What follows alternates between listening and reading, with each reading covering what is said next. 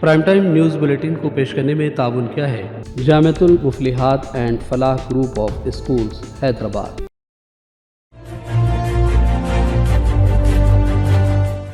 अस्सलाम वालेकुम नाज़रीन, सियासत टीवी के प्राइम टाइम में आप सबका तहदील से इस्तकबाल है। मैं हूँ फरजान अहमद। सबसे पहले पेश है प्राइम टाइम की हेडलाइंस। तेलंगाना में कांग्रेस हुकूमत ने आखिरकार 35 कारपोरेशनों के ओहदों को पुर कर दिया। 2 मुसलमानों को भी मिली जगह, अहकामात जारी। कांग्रेस हुकूमत में शोबे तालीम को नज़रअंदाज किया जा रहा है, हुकूमत की तवज्जो ज़रूरी। साबिक़ वज़ीर टी हरीश राव ने चीफ मिनिस्टर रेवंत रेड्डी को लिखा मकतूब। नेशनल मेडिकल काउंसिल ने तेलंगाना में 11 नए मेडिकल कॉलेजों के क़याम को दे दी मंजूरी। 8 सरकारी और 3 गैर सरकारी कॉलेज शामिल। तलबा तंजीमों के कई अरकान और DSC मुलाजमत के ख्वाहिशमंदों की एक बड़ी तादाद को पुलिस ने हिरासत में ले लिया। 3 महीने के लिए रिक्रूटमेंट इम्तिहान मुलतवी करने का मुतालबा। मुंबई के लिए बारिश एक बार फिर मसला बन गई। गुज़िश्ता निस्फ रात से सुबह तक हुई मुसलसल बारिश से नशबी इलाकों में पानी जमा हो गया। तालीमी इदारे बंद, आम जिंदगी मुतासर। वज़ीर-ए-आज़म मोदी रूस और ऑस्ट्रिया के दौरे पर हुए रवाना। पुतिन से मुलाकात को अहम करार दिया। और गाज़ा में इसराइली क़ाबिज़ फ़ौज के 24 घंटों के दौरान हमलों में 55 फ़लस्तीनी शहरी शहीद। हमास ने कहा 9 महीनों से जारी जंग के बावजूद मुज़ाहिमत जारी और मुजाहिदीन के हौसले बुलंद। हेडलाइंस आपने देखी और पेश खबरों की तफसीलात शुरुआत करेंगे तेलंगाना और हैदराबाद की खबरों से। तेलंगाना में कांग्रेस हुकूमत ने आखिरकार 35 कारपोरेशनों के ओहदों को पुर कर दिया है, जिनका तवील अरसे से इंतजार था।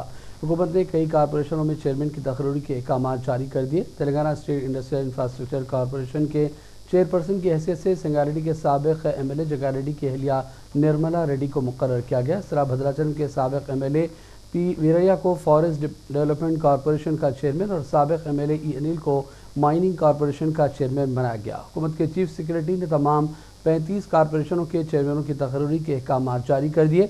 ये तमाम 2 साल तक अपने ओहदों पर बरकरार रहेंगे। इनमें 2 कारपोरेशनों के लिए मुस्लिम कायदीन को भी नामजद किया गया, जिनमें फूड कॉरपोरेशन चेयरमैन की हैसियत से MA फ़हीम और लाइब्रेरी चेयरमैन के तौर पर मोहम्मद रियाज का तकर्रुर किया गया, जबकि MA जब्बार को तेलंगाना माइनॉरिटी फाइनेंस कॉरपोरेशन का वाइस चेयरमैन बनाया गया है।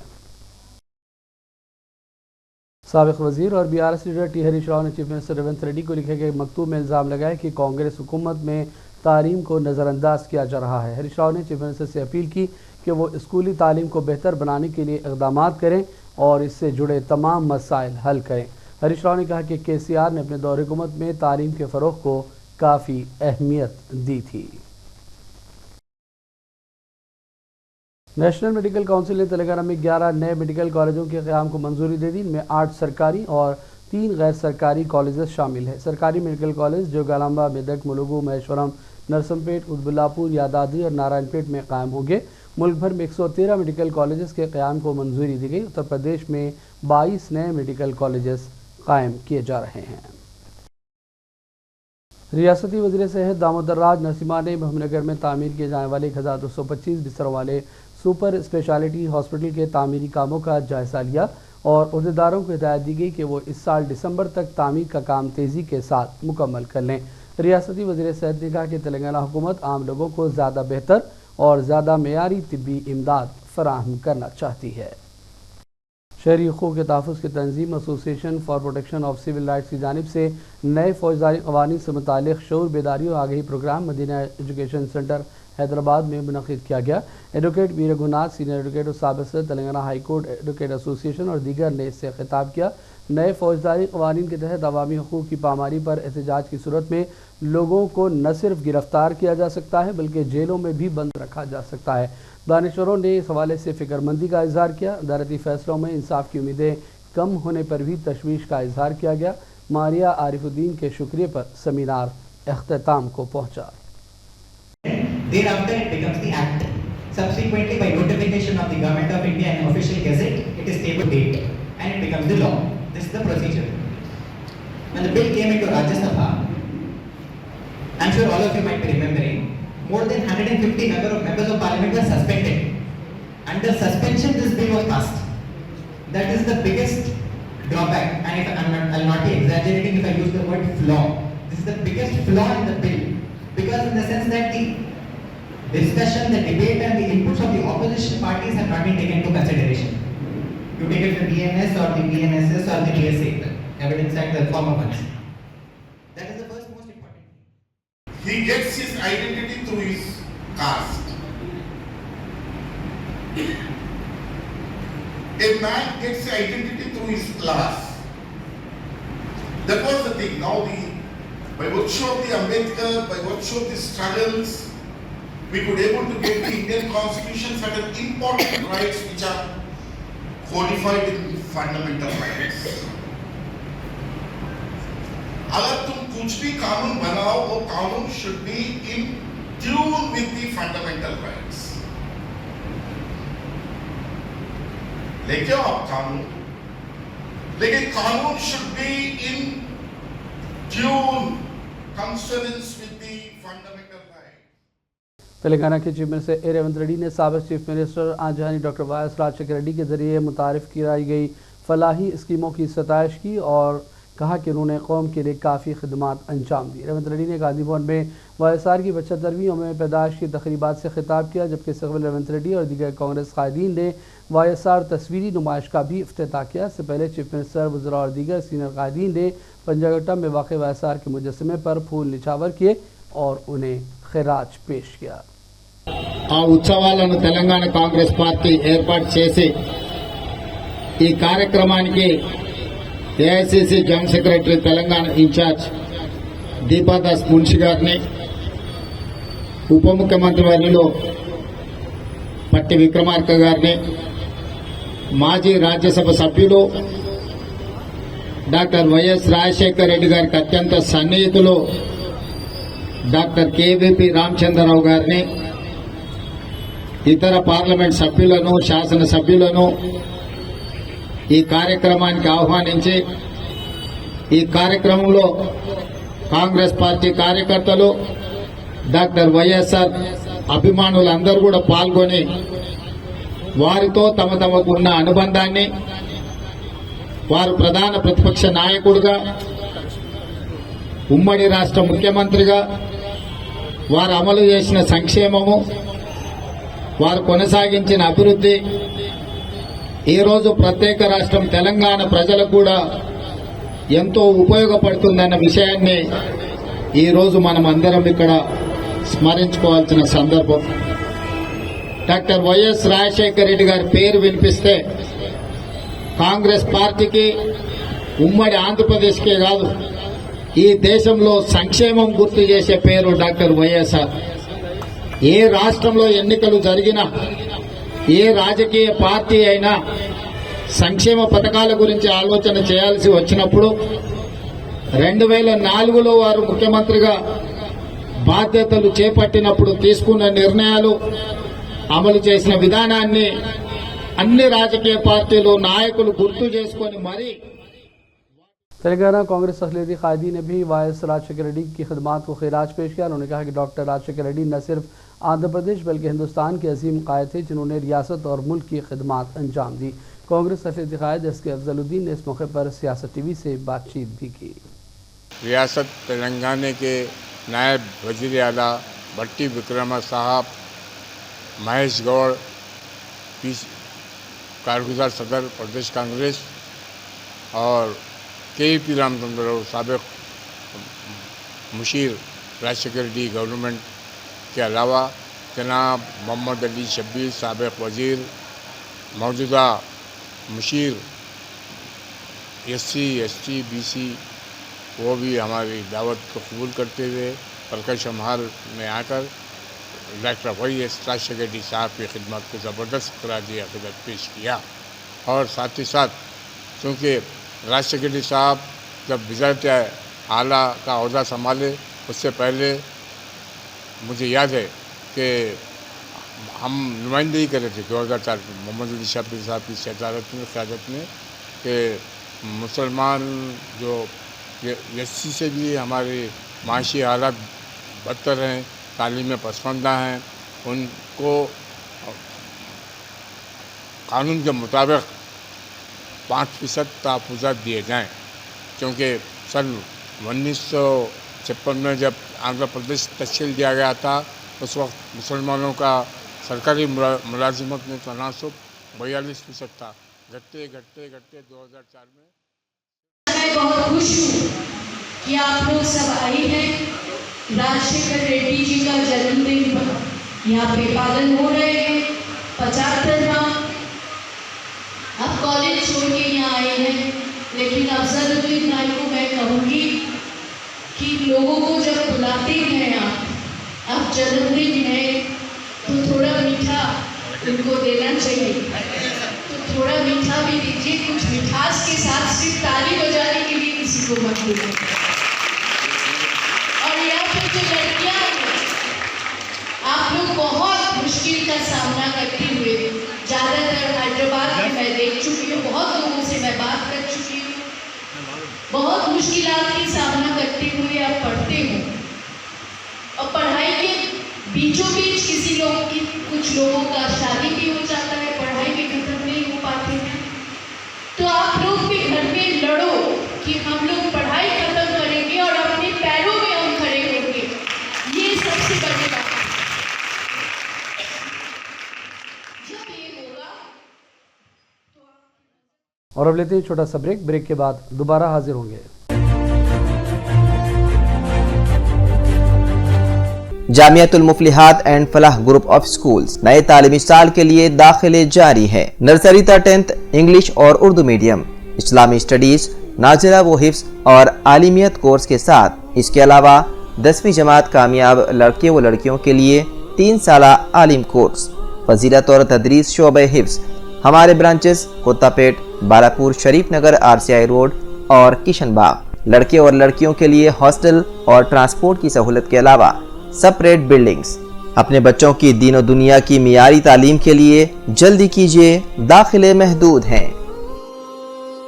सियासत टीवी के न्यूज़ बुलेटिन में फिर एक मरतबा आपका खैर मकदम है। पुराने शहर हैदराबाद के इलाके चार मीनार division, Mir Alam sub division में बरक़ी महकमे के अफसरान ने अचानक घरों पर इलेक्ट्रिसिटी मीटर्स के मुआयने किए। इस दौरान चंद अफराद ने उन्हें चेकिंग से रोक भी दिया। दूसरी जानिब TG SPDCL के अहदेदारों ने वाज़े किया कि अडानी की टीम नहीं है और सरकारी मुलाजमीन को ड्यूटी अंजाम देने से रोकना गैर कानूनी अमल है। बिजली के महकमे के ज़िम्मेदारान ने कहा कि खिलाफ वर्जी करने वालों के खिलाफ मुकदमात दर्ज किए जाएंगे।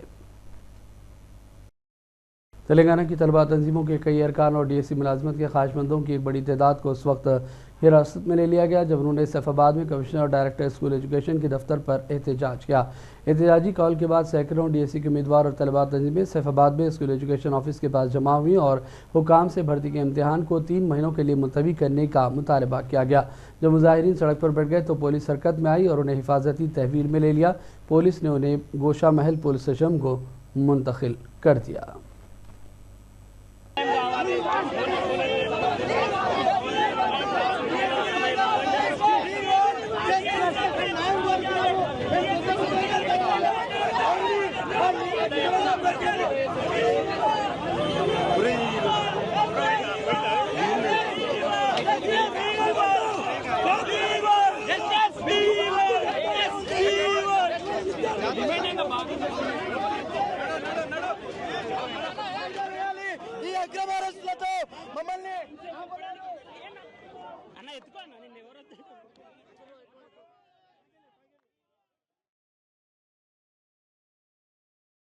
तेलंगाना के DGP रवि गुप्ता ने इंतबाह दिया कि मुंशियात गांजे के इस्तेमाल को पब्स, बार्स और क्लब में किसी भी किस्म से फ़रोग देने वालों के खिलाफ संगीन नौयत के मुकदमात दर्ज किए जाएंगे।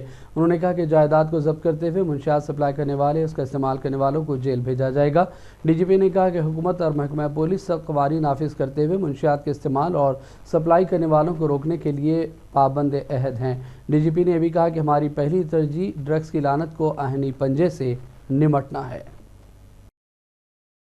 वारंगल ज़िला बार एसोसिएशन की जानिब से ट्रैफिक पुलिस की रसानी के खिलाफ एहतजाज किया गया। पुलिस इंस्पेक्टर शिव कुमार की जानिब से चंद अफराद को हिरासत के जाने के खिलाफ जब वकला ने वजह जाननी चाहिए तो पुलिस हुकाम ने बदकलामी की, जिस पर वकीलों ने भी एहतजाज किया। पुलिस के आला अहदेदारों से मुतालिका पुलिस अफसर की शिकायत की गई और उन्हें खदमात से मुअत्तल करने का भी मुतालबा किया गया।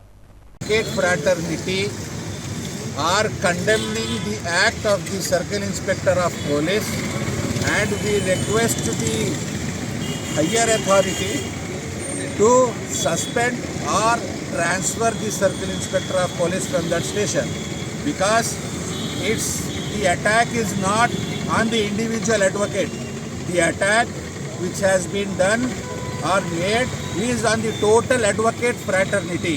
It's very shameful on the part of the circle inspector who has done this act, because we, being the advocates, we promise each and every advocate who is standing here that if any such thing happens in future, we all together stand and fight against those acts. Because united we stand, united we fall. Divided we stand, divided we fall.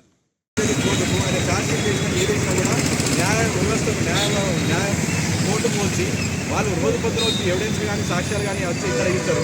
న్యాయవాదులకు పోలీసులకు everyday వాళ్ళకి communication అనేది compulsory ఉంటుంది. అసలు న్యాయవాదుల వృత్తిలో ఉన్న ఒక న్యాయవాదిని పట్టుకొని నువ్వు అనే పదాలు యూజ్ చేయడం, సిగ్గున్నదా శరమున్నదా అని చెప్పి మాట్లాడడం, నువ్వు being advocate shameful to say advocate అని చెప్పేసి అంటే మరి ఏ ప్రొఫెషన్లో మంచి పొజిషన్ ఉందో మరి సిఏ గారే వచ్చి చెప్పాలి. దాని మీద వాళ్ళు కంప్లైంట్ ఇచ్చారు వినయ్ కుమార్ గారు. ఇచ్చినందుకు మేము బార్ అసోసియేషన్ 2 ఆధ్వర్యంలో వరంగల్ మరియు హన్మకొండ 2 బార్ అసోసియేషన్ ఆధ్వర్యంలో మేము ఈరోజు ప్రొటెస్ట్ చేసాం. జిల్లా జడ్జి గారిని కూడా వాళ్ళ ఆదేశాల మేరకు మేము ఏదైనా ఉంటే కనుక జిల్లా జడ్జి గారే. महकमा मौसमियात ने कहा है कि पूरे मुल्क में जून के महीने में जो कम बारिश हुई, जुलाई के शुरू के दिनों में भी ज़ोरदार बारिश से इसकी तलाफ़ी हो जाएगी।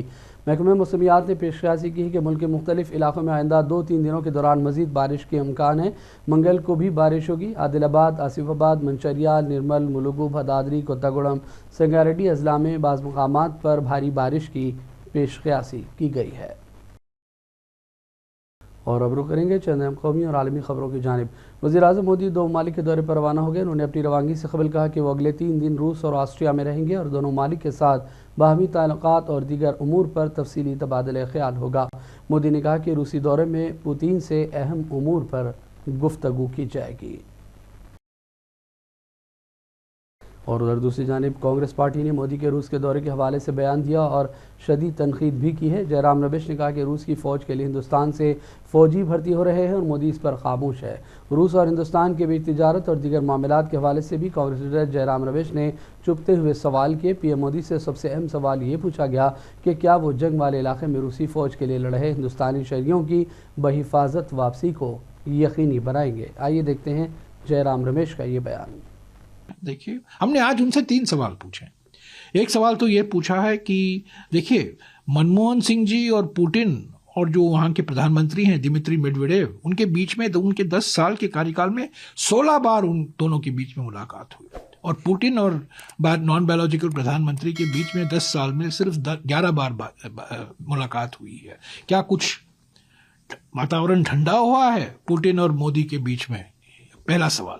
दूसरा सवाल यह है, महत्वपूर्ण सवाल, भारत का निर्यात जो है $3 अरब है, बस मुश्किल से $3.5 अरब है, पर आयात जो है $46 अरब है।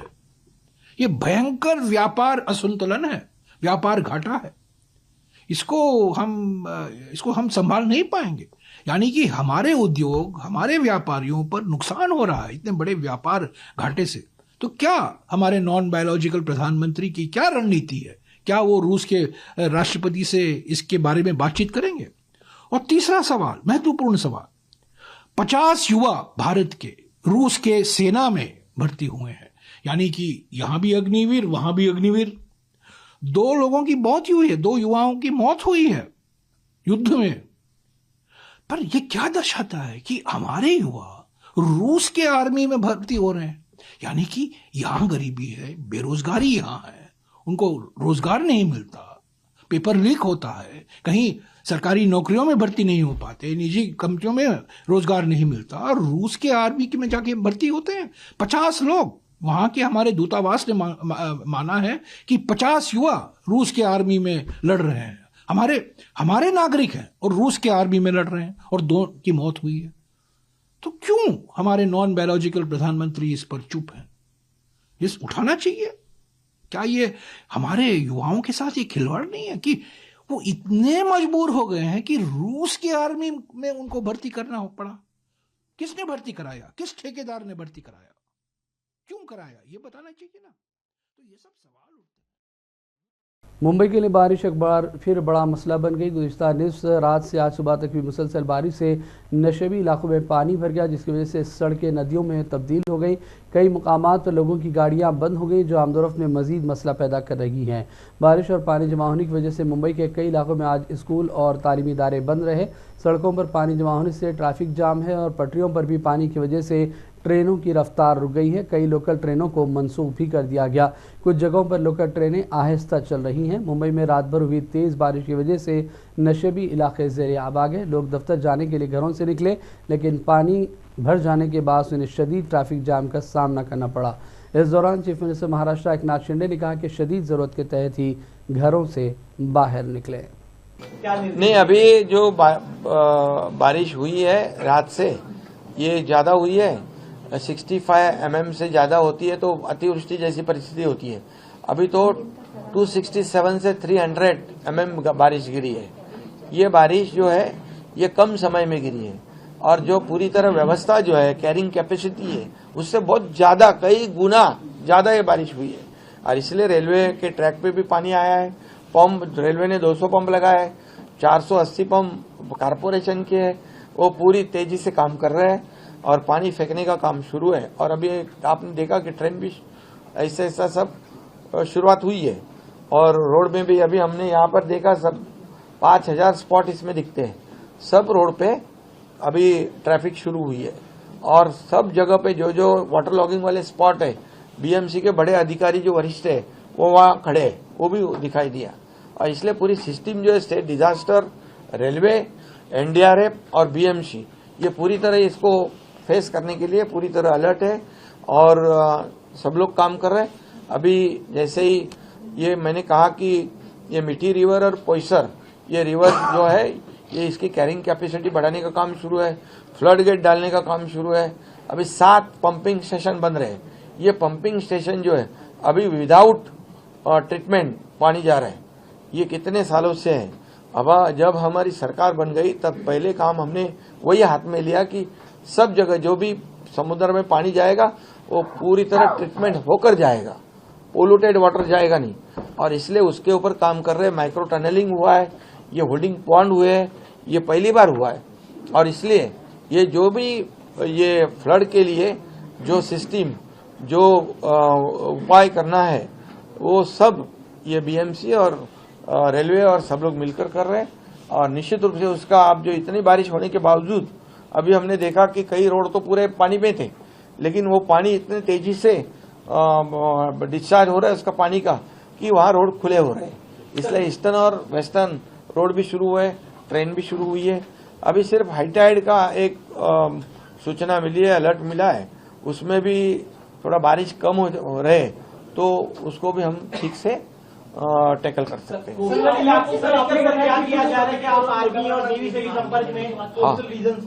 हाँ, बिल्कुल। कोस्टल रीजन के जितने डिस्ट्रिक्ट थे हमारे, रायगढ़, रत्नागिरी और सिंधुदुर्ग, ये इसमें और पालघर में भी वो ऑरेंज अलर्ट है और एनडीआरएफ की टीम पहुंची है। अगर जरूरत पड़े तो आर्मी, नेवी, एयरफोर्स उसको भी इतला किया है, उनको भी सूचना दी हुई है। वो भी हमारी मदद के लिए हमेशा तैनात है। और अब आखिर में बात करेंगे फ़लस्तीन के हवाले से। गजा में इसराइली फ़ौज के हमलों में मज़ीद 55 फ़लस्तीनी शहरी शहीद और 123 दीगर ज़ख्मी हुए। वज़ारत सेहत ने अपने बयान में कहा कि अभी भी मुतादिद ज़ख्मी मलबे के नीचे और सड़कों पर हैं। रिपोर्ट में कहा गया कि गुज़िश्ता 7 अक्टूबर से गजा में इसराइली हमलों में शहीद होने वाले फ़लस्तीनियों की तादाद 38,600 से भी बढ़ गई है, जबकि 87,000 से ज़्यादा ज़ख्मी हैं। गजा जंग को 9 महीने मुकम्मल होने पर फ़लस्तीनी मुज़ाहमती तंजीम हमास के तर्जुमान अबू वैदा ने वीडियो बयान में कहा कि अल-क़स्साम ब्रिगेड की अस्करी क़ुव्वत मजबूत है और वह हर महाज पर दुश्मन को नुकसान पहुँचा रहे हैं। मगरबी किनारे, अल-कुद्स और गजा पट्टी में काबिज़ फ़ौज के जराइम इंतहा को पहुँच गए। वो शहरियों को इंसानी ढाल के तौर पर इस्तेमाल कर रहे हैं और अस्पतालों, स्कूलों, मसाजिद और गिरजाघरों को निशाना बनाया जा रहा है। अबू बैदा ने कहा कि फ़लस्तीनी मुज़ाहिमत कार गुज़िश्ता 9 महीनों से किसी भी बैरूनी मदद के बगैर दुश्मन इसराइल का मुकाबला कर रहे हैं, जबकि अमेरिका और बरतानिया की इसराइल को हिमायत हासिल है। और अब आखिर में हेडलाइंस पर डालेंगे एक और नज़र। तेलंगाना में कांग्रेस हुकूमत ने आखिरकार 35 कारपोरेशनों के ओहदों को पुर कर दिया। 2 मुसलमानों को भी मिली जगह, अहकामात जारी। कांग्रेस हुकूमत में शोबे तालीम को नज़रअंदाज किया जा रहा है, हुकूमत की तवज्जो ज़रूरी। साबिक़ वज़ीर टी हरीश राव ने चीफ मिनिस्टर रेवंत रेड्डी को लिखा मकतूब। नेशनल मेडिकल काउंसिल ने तेलंगाना में 11 नए मेडिकल कॉलेजों के क़याम को दे दी मंजूरी। 8 सरकारी और 3 गैर सरकारी कॉलेज शामिल। तलबा तंजीमों के कई अरकान और DSC मुलाजमत के ख्वाहिशमंदों की एक बड़ी तादाद को पुलिस ने हिरासत में ले लिया। 3 महीने के लिए रिक्रूटमेंट इम्तिहान मुलतवी करने का मुतालबा। मुंबई के लिए बारिश एक बार फिर मसला बन गई। गुज़िश्ता निस्फ रात से सुबह तक हुई मुसलसल बारिश से नशबी इलाकों में पानी जमा हो गया। तालीमी इदारे बंद, आम जिंदगी मुतासर। वज़ीर-ए-आज़म मोदी रूस और ऑस्ट्रिया के दौरे पर हुए रवाना। पुतिन से मुलाकात को अहम करार दिया। और गाज़ा में इसराइली क़ाबिज़ फ़ौज के 24 घंटों के दौरान हमलों में 55 फ़लस्तीनी शहरी शहीद। हमास ने कहा 9 महीनों से जारी जंग के बावजूद मुज़ाहिमत जारी और मुजाहिदीन के हौसले बुलंद। प्राइम टाइम का सिलसिला फ़िलहाल यहीं ख़त्म करते हैं। मोहम्मद फरजान अहमद को पूरी टीम के साथ इजाज़त दें। देखते रहिए सियासत TV। अल्लाह हाफ़िज़। प्राइम टाइम न्यूज़ बुलेटिन को पेश करने में ताउन किया है Jamiatul Muflihat and Falah group of schools Hyderabad. Jamiatul Muflihat and Falah group of schools नए तालीमी साल के लिए दाखिले जारी है। नर्सरी तक 10th इंग्लिश और उर्दू मीडियम, इस्लामी स्टडीज, नाज़िला व हिफ्ज़ और आलिमियत कोर्स के साथ इसके अलावा 10वीं जमात कामयाब लड़के व लड़कियों के लिए 3 साला आलिम कोर्स, फजीलत और तदरीस शोबे हिफ्ज़। हमारे ब्रांचेस कोत्तापेट, बालापुर, शरीफ नगर, RCI रोड और किशनबाग। लड़के और लड़कियों के लिए हॉस्टल और ट्रांसपोर्ट की सहूलत के अलावा सेपरेट बिल्डिंग्स। अपने बच्चों की दीन और दुनिया की मियारी तालीम के लिए जल्दी कीजिए, दाखिले महदूद हैं।